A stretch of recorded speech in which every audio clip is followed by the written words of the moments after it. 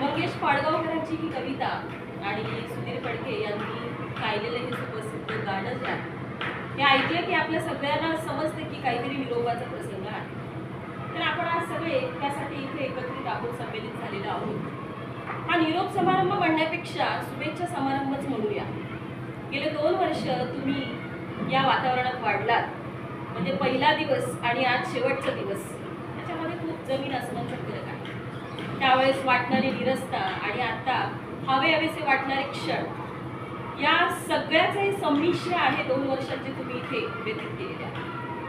म्हणजे पहिल्यांदा जे 99 विद्यार्थी होते ते नंतर 75-75 झाले आणि त्याच्यानंतर ऍक्च्युअल वर्गामध्ये किती राहिले ते तुम्हालाच माहिती. म्हणजे ही पाखरं आली काय आणि म्हणून गेली काय.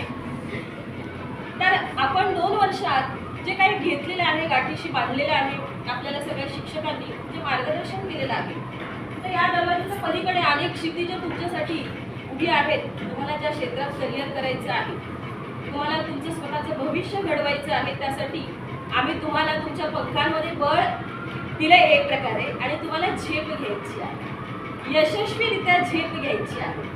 मध्ये आधे आपलं कॉलेज आहे, कधी वाटलंच तर कॉलेजला तुम्ही येऊन भेटू शकता आणि तुमचं नेहमी वेलकम असेल.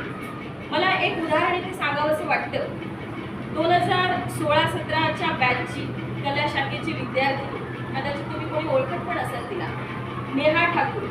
या विद्यार्थिनीला जवळजवळ 10वीला 91% मार्क्स होते. साहजिक आहे, सगळ्यांचं काय असतं अशा वेळेस 90% म्हणजे चला सायन्सकडेच कल असतो. पण त्यावेळेस तिने मात्र तिचं ध्येय ठरवलेलं होतं की तिला MPSC UPSC या एक्झाम स्पर्धा परीक्षा देऊन तिला त्यातच करिअर करायचं आणि ती त्याच्याशीच एकनिष्ठ राहिली. तिने आर्ट्सलाच प्रवेश घेतला आणि या सगळ्या याच्यामध्ये तिचं जिद्द, तिचे जे काही ध्येय